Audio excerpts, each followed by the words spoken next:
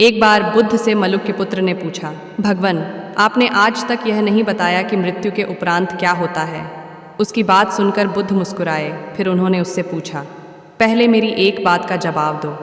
अगर कोई व्यक्ति कहीं जा रहा हो और अचानक कहीं से आकर उसके शरीर में एक विषपूजा बाण घुस जाए तो उसे क्या करना चाहिए? पहले शरीर में घुसे बाण को हटाना ठीक रहेगा, या फिर देखना कि बाण किधर से आया है और किसे लक्ष्य कर मारा गया है? मलुक के पुत्र ने कहा, पहले तो शरीर में घुसे बाण को तुरंत निकालना चाहिए, अन्यथा विष पूरे शरीर में फैल जाएगा। बुद्ध ने कहा, बिल्कुल ठीक कहा तुमने। अब यह बताओ कि पहले इस जीवन के दुखों के निवारण का उपाय किया जाए या मृत्यु की बातों के बारे में सोचा जाए? मलुक के पुत्र अब समझ चुका था और उसकी जिज्ञासा शांत हो गई।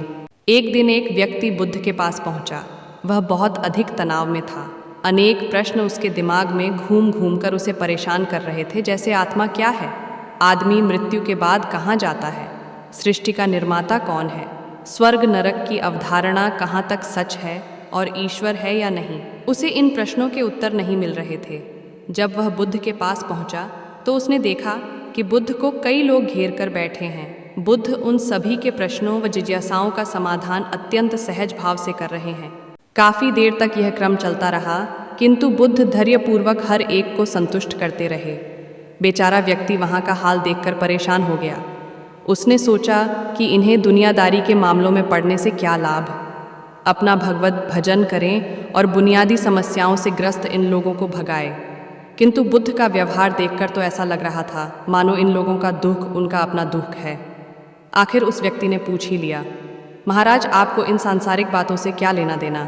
बुद्ध बोले, मैं ज्ञानी नहीं हूँ और इंसान हूँ। वैसे भी वह ज्ञान किस काम का जो इतना घमंडी और आत्म केंद्रित हो कि अपने अतिरिक्त दूसरे की चिंता ही न कर सके। ऐसा ज्ञान तो अज्ञान से भी बुरा है। बुद्ध की बातें सुनकर व्यक्ति की उलझन दूर हो गई।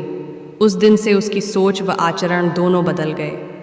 कथा का सार ये है कि ज्ञान तभी सार्थक होता है जब वह लोक कल्याण में संलग्न हो,